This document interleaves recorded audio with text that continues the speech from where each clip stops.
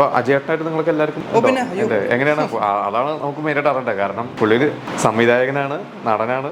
ശരിക്കും ഈ നിങ്ങളുടെ ഒരു ടീമിൽ ശരിക്കും സീനിയർ എന്ന് പറയാം, നിങ്ങൾ പുതിയ ആളുകൾ വെച്ച് നോക്കുമ്പോൾ. അല്ല, സത്യത്തിൽ എനിക്ക് അദ്ദേഹമായിട്ടുള്ള ഒരു സീൻ ഉണ്ടായിരുന്നില്ല. അതുകൊണ്ട് ഇവർ സംസാരിക്കുന്നതായിരിക്കും നല്ലത്. അത് നേരത്തെ തന്നെ ആരാണെന്നറിയാം, അദ്ദേഹത്തിൻ്റെ കൂടെയാണ് അഭിനയിക്കാൻ ഒരു അവസരം കിട്ടിയെന്നുള്ളതിൽ അങ്ങേയൊരു സന്തോഷമുണ്ടായിരുന്നു. ആ ഒരു അത്രയും കഴിവുള്ള അങ്ങനെ ഒരു വന്ന ഒരു പ്രായത്തിൽ താഴെ, പക്ഷേ മറ്റേ അറിവിലും മറ്റു കാര്യങ്ങളൊക്കെ ഉള്ള അദ്ദേഹത്തിനോടൊപ്പം അഭിനയിക്കാൻ സാധിച്ചു എന്നുള്ളതിൽ ഒരു സിനിമയിൽ. അപ്പോൾ അദ്ദേഹത്തെക്കുറിച്ച് ഇവർ സംസാരിക്കട്ടെ, അത് ഇവർ പറയട്ടെ. നിങ്ങൾക്ക് എല്ലാവർക്കും ഉണ്ടല്ലോ അല്ലേ കോമ്പിനേഷൻ?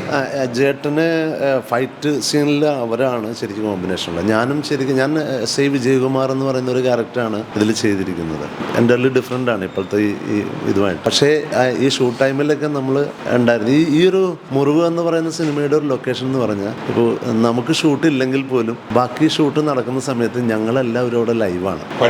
പഠിക്കുക. ഞങ്ങൾക്ക് ഇപ്പം എനിക്ക് ഡയറക്ഷൻ ആഗ്രഹമുള്ള ആളാണ്. അതുപോലെ തന്നെ ഈ ക്രൂവിലുള്ള പല ആളുകളും അഭിനയിക്കാൻ വന്നിരിക്കുന്ന ഓരോ ലക്ഷ്യം വെച്ചിട്ടാണ് വന്നിരിക്കുന്നത്. അപ്പം അതുകൊണ്ട് തന്നെ ഈ അഭിനയിക്കാത്ത ആളുകൾ, ആ ഷൂട്ടിലില്ലാത്ത ആളുകൾ ഷൂട്ടുള്ള സമയത്ത് ഇത് കണ്ടുപഠിക്കാനും അത് മനസ്സിലാക്കാനൊക്കെ ആയിട്ട്. അപ്പോൾ അത് അജയേട്ടനുമായിട്ട് കുറേ നമുക്ക് കണക്ഷൻ ഉണ്ടായിരുന്നു. അപ്പോൾ നല്ല ഫ്രണ്ട്ലി ആണ് പുള്ളി. നമ്മൾ കാണുന്ന പോലെയല്ല പുള്ളിയുടെ അഭിനയം. നമ്മൾ ശരിക്കും അത്ഭുതപ്പെട്ടു പോയി പുള്ളിയുടെ ആക്ഷനൊക്കെ. ഒരിക്കലും അത്രയും പുള്ളി ഷമീർ പറഞ്ഞ പോലെ തന്നെ ഡയറക്റ്റ് ചെയ്ത് അഭിനയിപ്പിക്കാൻ മാത്രമല്ല, അദ്ദേഹത്തിന് ആക്ഷനൊക്കെ അഭിനയിക്കാനും അറിയാമെന്നുള്ളത് ഈ ചിത്രത്തിലൂടെ നമുക്ക് അറിയാൻ പറ്റും. പിന്നെ ഒരുപാട് കാര്യങ്ങൾ പറഞ്ഞു തരാം, നമ്മൾ ഫ്രണ്ട്ലി ആയിട്ട് വിളിച്ച് പറഞ്ഞു തരാനും, നമ്മൾ എന്തെങ്കിലും സംശയം ചോദിച്ചാൽ അതൊക്കെ അത്രയൊക്കെ ഭയങ്കര എക്സ്പീരിയൻസ് ആയിരുന്നു. എന്തായാലും ഇവരാണ് ശരിക്കും അദ്ദേഹമായിട്ട് ഒരു ആക്ഷനിലൊക്കെ വന്നിരിക്കുന്ന ആളുകൾ. ഇവർ രണ്ടുപേരും അടി കിട്ടിയോ?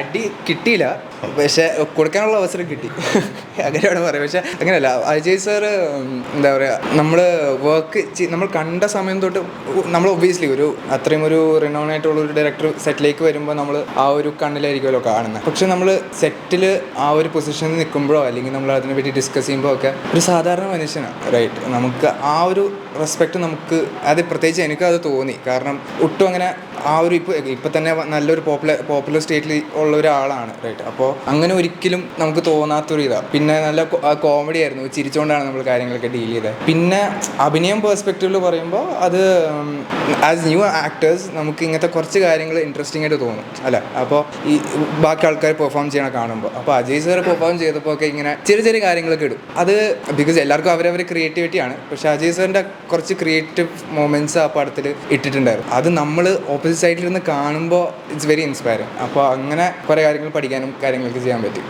Overall it is very plus. നേരത്തെ ഡയറക്ടർ പറഞ്ഞിരുന്നു അങ്ങനെ ഒരു ഓഡിഷൻ ചെയ്തിട്ടൊന്നുമല്ല, ആ ക്യാരക്ടറിന് ആപ്റ്റായിട്ടുള്ള മോഹങ്ങൾ തേടിയെടുക്കുന്നത്. അപ്പോൾ നിങ്ങളൊക്കെ തിരഞ്ഞെടുത്തത് അങ്ങനെ തന്നെയാണോ? അല്ല, ആക്ച്വലി ഞാൻ കാസ്റ്റിംഗ് കോൾ കണ്ട് അപ്ലൈ ചെയ്തതായിരുന്നു. പിന്നെ അവിടെ ഞാൻ ദാറ്റ് ഈസ് ഈ സ്ക്രീനിങ് സമയത്ത് വന്ന സമയത്ത് ഷമീർ സാർ ഉണ്ടായിരുന്നില്ല, നമ്മുടെ അസോസിയേറ്റ് ഉനേസ്ക ആയിരുന്നു. അപ്പോൾ ഉനേസ്ക ഈ അജയ് സാറിൻ്റെ കൂടെ തന്നെ വർക്ക് ചെയ്തിട്ടൊക്കെ ഉണ്ട്. അപ്പോൾ ഉനേസ്ക കുറച്ച് പെർട്ടിക്കുലർ ആയിരുന്നു, ഇങ്ങനെ കാര്യങ്ങൾ ചെയ്യിപ്പിക്കണം, കഴിവുണ്ടോയെന്ന് അറിയണ്ടേ. കാരണം ചെയ്യിപ്പിച്ചിരുന്നു.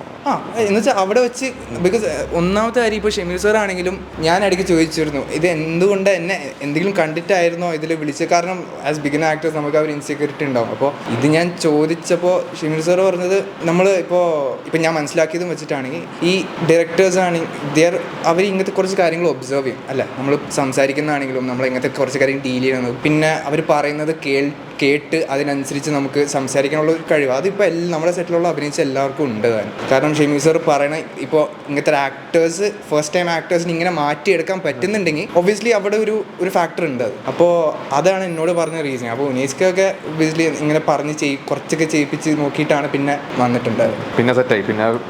പിന്നെ നമ്മൾ സ്ക്രിപ്റ്റ് റീഡിങ്ങിൽ ഇരുന്ന് പിന്നെ ഒരു ടീമായിട്ട് തന്നെ നമ്മൾ ഇരുന്ന് കാര്യങ്ങൾ അത് മുന്നോട്ട് കൊണ്ടുപോയി. അങ്ങനെ തന്നെയായിരുന്നു ഇതിലേക്ക് ഞാൻ കാസ്റ്റ് ആവുന്ന വെച്ചാൽ ഞാൻ ആക്ച്വലി ഡാൻസറാണ്, പ്രൊഫഷണൽ ഡാൻസറാണ്. അപ്പോൾ സാർ ഇവിടെ ഹോട്ടലിൽ വരാറുണ്ട് ഇടയ്ക്കിടയ്ക്കൊക്കെ. അപ്പോൾ ഞാൻ ഈ ഇടയ്ക്കിടയ്ക്ക് സാറെ കാണുമ്പോഴൊക്കെ സാർ എന്തെങ്കിലും കാസ്റ്റിംഗ് വരുവാണെങ്കിൽ വരും. അങ്ങനെ പറഞ്ഞ ശേഷം കുറേ നാൾക്ക് ശേഷം യാദൃച്ഛികമായിട്ട് ഞാൻ ഈ ഹോട്ടലിൽ വരികയും സാറിനെ കാണാനിടയായി. അപ്പോഴാണ് സാർ പറഞ്ഞത്, നിന്നെ തപ്പി കിടക്കുമായിരുന്നു, നമ്പർ എൻ്റെ ഇല്ലായിരുന്നു, നിൻ്റെ നമ്പർ എൻ്റെ ഇല്ലായിരുന്നു, ഒന്നും വിളിച്ച് നിന്നെ തപ്പി കിടക്കുമായിരുന്നു, ഒരു സിനിമ ഉണ്ടായിട്ടുണ്ട്, അത് വരണം, അങ്ങനെയൊക്കെയാണ്. അപ്പോൾ തന്നെ സാറിനെ കണ്ടു 2 ദിവസം കഴിഞ്ഞപ്പോൾ ഞാൻ കയറി നേരെ ഒറ്റപ്പാലത്ത് പോയി. അങ്ങനെ ആണ് ഈ പാലത്തിലേക്ക് എത്തിയത്. പിന്നെ അജയ് സാറിനെ കുറിച്ച് പറയുകയാണെങ്കിൽ ശരിക്കും പറഞ്ഞെങ്കിൽ പുള്ളി അറിയില്ലായിരുന്നു. ശരിക്കും പറഞ്ഞ തെറ്റാണെന്ന് എനിക്ക് അറിയില്ല.